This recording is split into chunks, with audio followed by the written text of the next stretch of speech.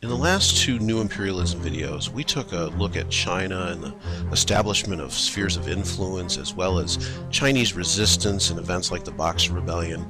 Then we looked at British rule in India and the positives and negatives. And now we're going to look at European imperialism in Africa. As you've already learned from the Age of Exploration, Europeans have been colonizing and trading around Africa for a while now, but mostly around the coast. In the 1870s, Belgium is able to establish trade agreements in Congo, which is right in the interior of Africa, which concerns other Europeans.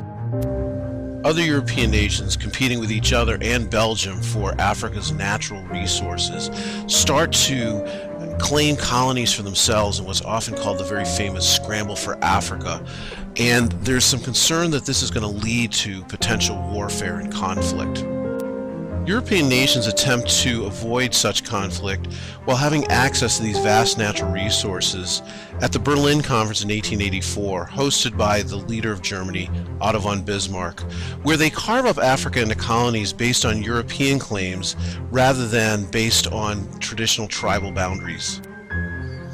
So by the 1920s, most of Africa is controlled by European powers, and so it's really important to take a look at how in less than a century, because of nationalism and industrialization, things changed greatly for Africa as well as European nations. So let's use South Africa as an example of this imperialism. In the 1600s, a group of Dutch settlers called the Boers settle in southern Africa. And in the 1700s, many of them start to move further inland towards the north. There are two big changes in the early 1800s for the Dutch. One is that the native Zulu people of southern Africa unite to resist Dutch imperialism. And the second is that Great Britain actually gains the Cape Colony from the Netherlands as its own. To avoid this British presence, many Dutch Boers move north, and as they move into the interior more, they come into conflict with the Zulu Empire. And in 1879, the Zulus defeat the Dutch, but this actually then is followed by a number of other conflicts involving all three groups.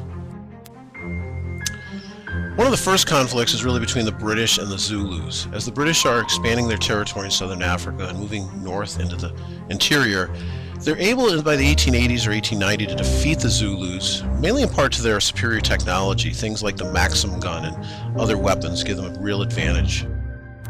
The other major conflict was between Great Britain and the Dutch Boers, as Britain, under the leadership of the Prime Minister of the Cape Colony, Cecil Rhodes, were trying to expand into the Boer republics and take them over. And this led to the Boer War, 1899 to 1902. So Britain is able to win the Boer War, and with the defeat of the Zulus and the Boers, Great Britain is able to take those Boer republics and add them to the Cape Colony, creating the Union of South Africa, which will eventually gain its own independence as a Commonwealth nation of Britain. Created using Powtoon.